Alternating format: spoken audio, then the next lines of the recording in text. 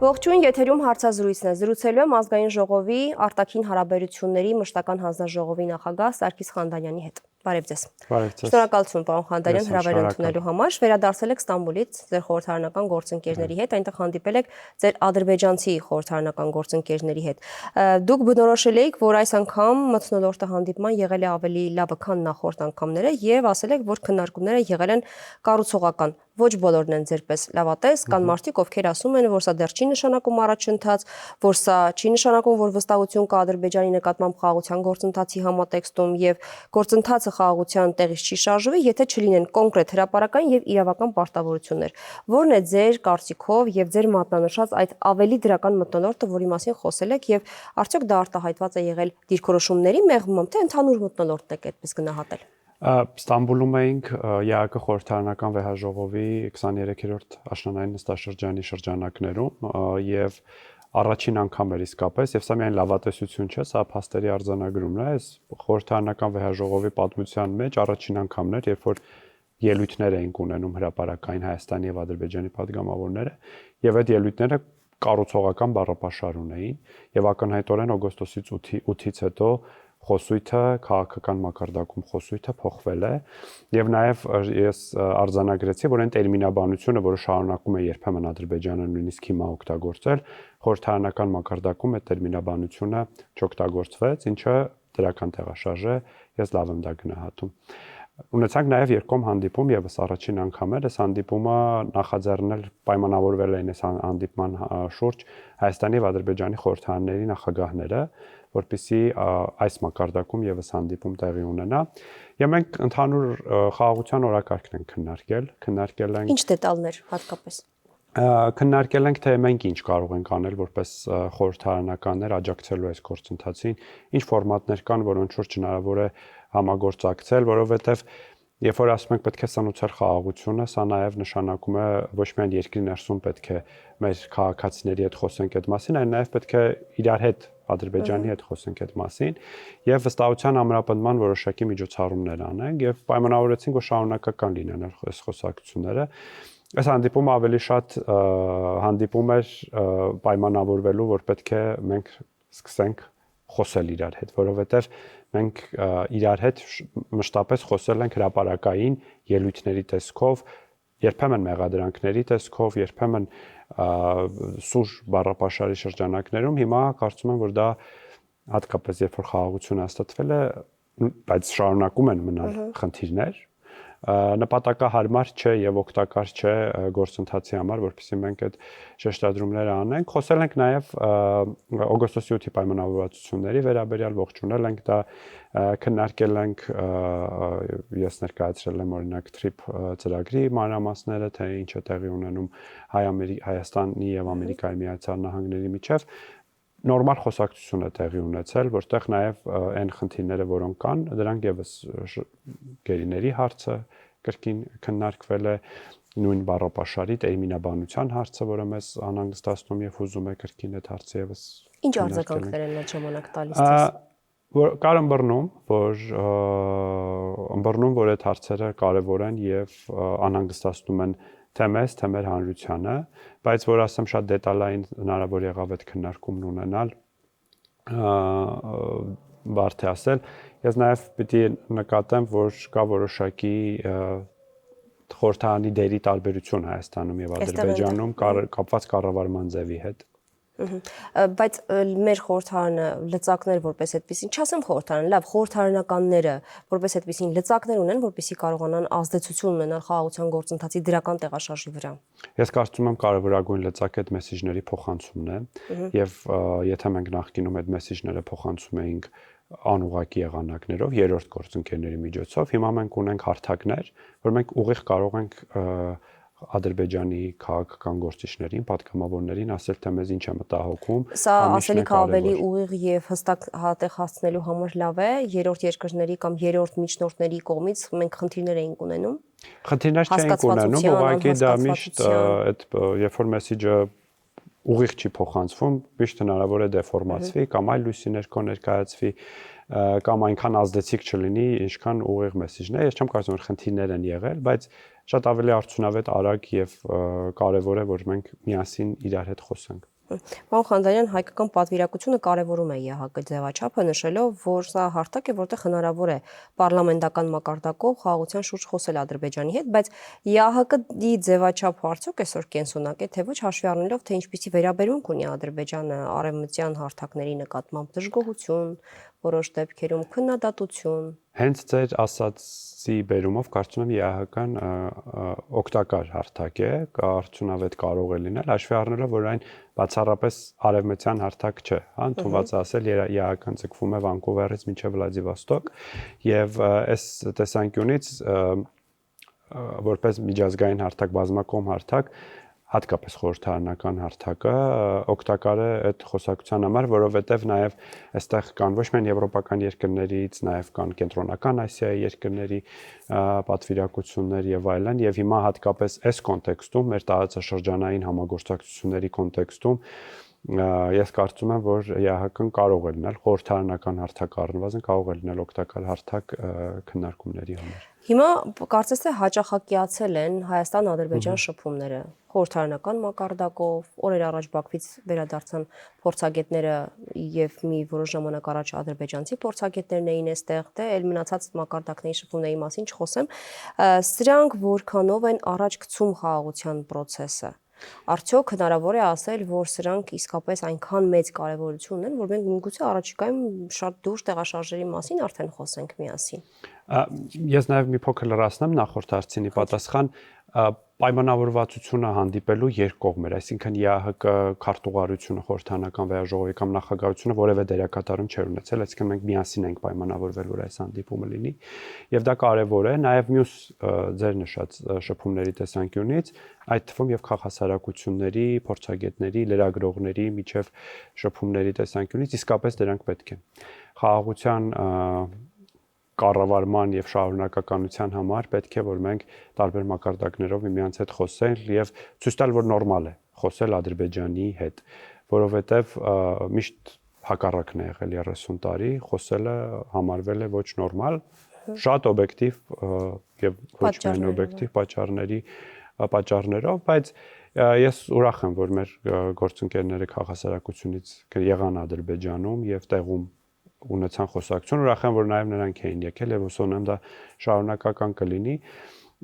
որովհետեւ դա որոշակի մեսեջ է նաև մեր հանրություններին, որ խրետորաբանությունը պետք է նաև այս մակարդակներում, ոչ միայն քաղաքական մակարդակներում փոխել, նաև ավելի ներքին մակարդակներում փոխել, որպեսզի հնարավոր լինի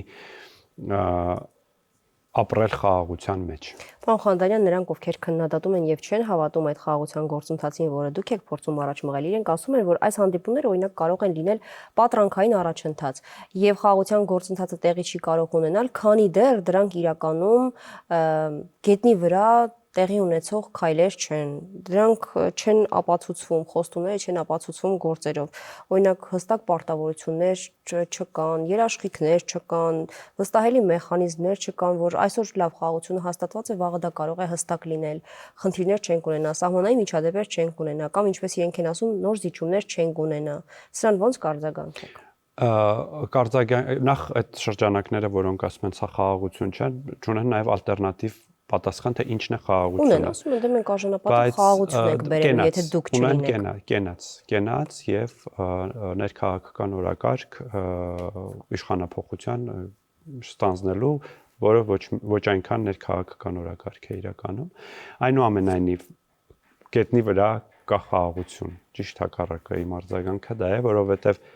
ասացիք սահմանային միջադեպեր չկան, սահմանային միջադեպեր շուրջ 2 տարի, ինչը շատ կարևորագույն ֆիզիկական արձանագրում է խաղաղության։ Հայաստան եւ Ադրբեջանը կարևորագույն պայմանավորվածություն են ձեռք բերել, համաձայնեցրել են եւ նախաստորագրել են խաղաղության համաձայնագրի տեքստը, ակնկալիքով որ շուտով այն կստորագրվի։ Սկսել են սահմանազատման գործընթաց, գրանցել են որոշակի արդյունքներ, սահմանազատման գործընթացը շարունակվում է եւ որոշակի տրամաբանությամբ առաջ կընթանա։ Հաղորդակցությունների հարցով ձեռք են բերել Վաշինգտոնում պայմանավորվածություններ հաղորդակցությունների բացման համար եւ նաեւ ամենակարևորը հստակեցրել եւ դրանց տակ դրվել են Հայաստանի եւ Ադրբեջանի ղեկավարների ստորագրությունները, որ մեր հարաբերությունները կարգավորվում են եւ հաղորդակցությունները բացվում են հիմնարար սկզբունքների հիման վրա՝ տարածքային ամբողջականություն, սահմանների անխախտելիություն, ինքնիշխանություն, իրավազորություն։ Սրանք շատ կարևոր գործնական քայլեր են, եւ այդ գործնական քայլերը արդեն նաեւ մոտ ապագայում կլինեն տեսանելի, երբ որ հաղորդակցությունների բացման թեման մտնի կառուցապատման փուլ, եթե այսպես։ Այ հենց ես իրենց հակադարձությունները դες կբերեմ, նույն թրիփի հետ կապված իրենք չեն տեսնում, ոմանք ավելի սուր են գտնվում, ասելով, որ դա այսպես կոչված միջանցքն է, որի մասին այդքան խոսվում է, որ մենք հայկական կողմը չէ, Հայաստանի կողմն ասեմ, տվել ենք կամ բացել ենք այդ միջանցք Ադրբեջանի համար, սահմանազատումը հիշատակեցիք, ասացիք, որ սկսվել է, դա կշարունակվի։ Իրենք հակադարձում են, ասում են, սահմանազատումը որոշակի հատվածում տեղի ունեցավ, իրենց բառապաշարով մենք զիջումներ արեցինք Ադրբեջանի եւ մնացած մեզ համար արդեն կարևոր հատվածներում դա տեղի չի ունենում։ Խոսքը Ադրբեջանի կողմից մեր տարածքների որոշակի օկուպացիայի մասին է խոսքը։ Ասում են, ինչ խաղաղություն, եթե զորքերը դեռևս գտնվում են այստեղ։ Մեկ այլ հակադարձում վերաբերում է նույն ապաշրջափակման թեմային, սկսում են քննարկել, որ օրինակ եթե Ցորենը գալիս է 4-րդ կարգի, դա դեռ չի նշանակում ապաշրջափակում, նույնիսկ կարծիք էր հնչում, որ մենք կարող ենք ավելի շատ կախված լինել Ադրբեջանից, եթե մենք շարունակենք այս կերպ։ Ու նմանատիպ շատ դուք ինձ լավ գիտեք, թե դաշտում ինչպիսի խոսակցություններ կան խաղաղության հետ կապված, դրան ոնց է արձագանքում։ Անկախ այդ խոսակցությունից գործընթացներն առաջ են ընթանում։ Թե սահմանազատման հարցում հաշվի առնելով, որ այդ սահմանազատման բանից, նախորդ տարվա փորձից հետո տեղի են ունեցել այդտեղ գործընթացներ, կանոնակարգն է համաձայնեցվել, վավերացվել, որոշվել է թե ինչ տրամաբանություն է սահմանազատումը ընթանալու եւ հիմա ընթանում են խոսակցություն, սահմանազատման հանձնաժողովների միջև մշտապես կա քննարկում տեխնիկական հարցերի շուրջ եւ ժամանակ առ ժամանակ տեղի ունենում հանդիպումներ, վերջինը տեղի ունեցավ սեպտեմբերին, նաև ապաշրջափակման կոնտեքստում մոտ ապագայում եւս ակնկալում են, որ տեղի կունենա հանդիպում։ Ինչ վերաբերում է թրիփին, թրիփը Հայաստանի եւ Միացյալ Նահանգների միջև պրոյեկտ է եւ այդ պրոյեկտի շուրջ տեղի ունենում ակտիվ բանակցություններ եւ մեր ակնկալիքն այն է եւ նաեւ տրամադրվածությունն այնպեսին է, որ մինչեւ տարեվերջ արդեն այդ համագործակցության շրջանակը հստակ կլինի, այսինքն այն տեխնիկական դետալները, որոնք պետք է ձևավորեն թրիփը, համաձայնեցված կլինեն Հայաստանի եւ Միացյալ Նահանգների միջև, կձևավորվի, կստեղծվի կոնսորցիումը, կստորագրվի պայմանագիրը եւ արդեն կսկսվի գործնական աշխատանքները, նախագծում եւ դրան հաջորդող բոլոր աշխատանքները։ Թրիփը կոմունիկացիոն պրոյեկտ է, թրիփը Հայաստանի ինքնիշխանությունը որևէ կերպ չսասանող, կասկածի տակ դնող պրոյեկտ չէ։ Եվ Հայաստանը շատ ուրախ է, որ այս պրոյեկտի շնորհիվ Հայաստանի երկաթուղին ընդլայնվում է, Հայաստանը բացվում է աշխարհի առաջ եւ նաեւ Հայաստանը որևէ խնդրեմ չի տեսնում, որ այդ երկաթուղով Ադրբեջանը իր բեռները փոխադրելու է իր Նախիջևանին։ Բայց այս պրոյեկտը պետք չէ այդքան սահմանափակ դիտարկել։ Այս պրոյեկտը Չինաստանից մինչեւ Պորտուգալիա պրոյեկտ է եւ այդ մեծ շղթային ծառայեղ պրոյեկտ է եւ մենք հավատում ենք եւ նաև ակնկալում ենք, որ նաև մեծ ֆինանսական օգուտներ է բերելու Հայաստանին։ Իսկ խորհրդարանական ձեր գործընկերների հետ ադրբեջանցի քննարկեցիք թրիփի հետ կապված հարցերը, իրենք ինչպես են սա մեկնաբանում, արդյոք այսպես կոչված Զանգեզուրի միջանցքի տրամաբանություն իրենց մոտ որոշակիորեն կա, իրենք ոնց են սրան վերաբերում։ Ճիշտ հակառակը, այն ինչ նոր ասացի, այդ նույնը ես եւս ներկայացրել եմ Ադրբեջանի գործընկերներին, պատգամավորներին եւ եւս մեկ անգամ եղել են վերահաստատումը, որ որևէ կերպ չեն պատկերացնում, որ դա կարող է հակասել Հայաստանի տարածքային ամբողջականությանը կամ ինքնիշխանությանը։ Բա խոսույթ ինչու են այդ ուղղությամբ տանում։ Բացատրություն ունեն։ Տեսեք, կա հստակ փաստաթղթեր եւ դրանց տակ ստորագրություններ եւ դա է կարեւոր եւ առաջնային եւ բայց նաեւ այդ տերմինաբանությունը իհարկե զգայուն է մեզ համար եւ մենք այդ մասին ասել ենք, որ յուրաքանչյուր բան, որ ասում է, պետք է ունենա լեգիտիմություն։ Իսկ մեր կոմունիկացիոն պրոյեկտը լեգիտիմ անվանումն է TRIP, որովհետև դրա շուրջ կա պայմանավորվածություն եւ որտորել ենք, որպեսզի շարունակեն կիրառել եւ որոշավորումով այս հարցում փոխհմբռնում ենք ձևավորել այս մակարդակում այս հանդիպման ընթացքում։ Խանդանյան, փորձագետները երբ Բաքվից վերադարձել էին Հայաստան, ուղերձներ էին բերել Հիկմետ Հաջիևից, Ադրբեջանի նախագահի օգնականից, ուղերձներից կարևոր կետերը նրանք էին, որ Ադրբեջանի համար պատերազմն ավարտված է, Ադրբեջանի համար կոնֆլիկտն ավարտված է, իրենք այս ոչ պատերազմ վիճակը ուզում են տանել մինչև խաղաղություն,